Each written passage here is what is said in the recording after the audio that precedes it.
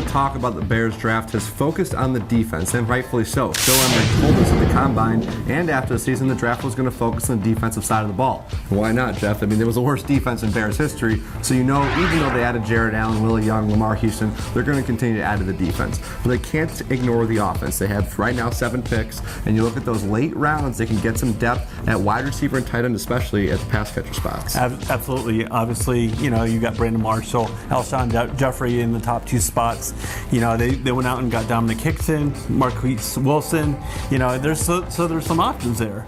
But, you know, I really don't see them, you know, having guys solidified in the fact that, you know, they wouldn't draft a wide receiver. Yeah, so wideout's certainly someone they could take later on to fill in that number 3 receiver role, at least play in the competition. You know, you got guys Jared Aberderis out of Wisconsin, LaDamian Washington from Missouri, local guy Eric Laura who went to Eastern Illinois if they're going to go get someone in the 6th round or trade back to the 7th. And at tight end, as great as Martellus Bennett was, they still don't have a number 2 tight end on the roster that's really set there as the backup. And obviously, I think and Phil Emery said last week that he wants competition at every position. And so I think the way that they do that, especially in offense, is that they bring in maybe a tight end in the 5th, 6th round to really kind of open things up in training camp. Yeah, they have Matthew Mulligan, Dante Rosario, and Trendiana Bunn already. Expect them to possibly add someone in the draft. Maybe Crockett Gilmore, got to keep an eye on later in the draft in Colorado State. Maybe the most important position on offense that the Bears should look at in the draft is finding a number 2 running back. I think we can all agree Michael Bush did not work out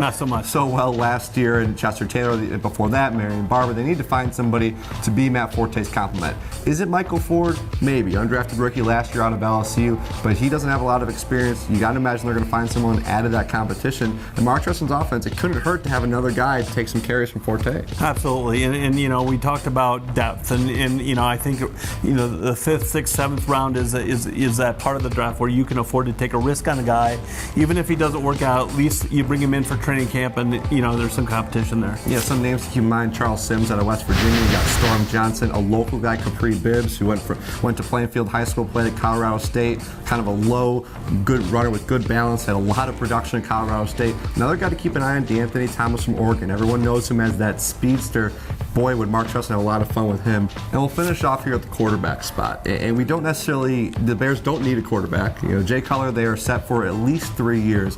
Phil Emery made it seem like, based on his research, they don't believe, at least he doesn't believe, that a late round quarterback develops into a great player. But if you got Mark Trestman, if there's a good quarterback available late and they feel like they could spend a pick, do you think they take the chance? You know, I think, again, you get to that part of the draft, and if there's a name out there that you like, that you think maybe fits into your offensive plan, you know, because obviously Phil Emery talked about, you know, making this team better right now, and obviously you're talking about developing a quarterback down the chart, and he seemed to be very comfortable with the fact that Jordan Palmer could be a number 2, that he feels comfortable, but you know, is there a quarterback out there that you think maybe fits in, you know, with those 2? Yeah, they've shown a lot of confidence with Palmer. Some options to consider: Taj Boyd, David Fales, Tom Savage, Jeff Matthews.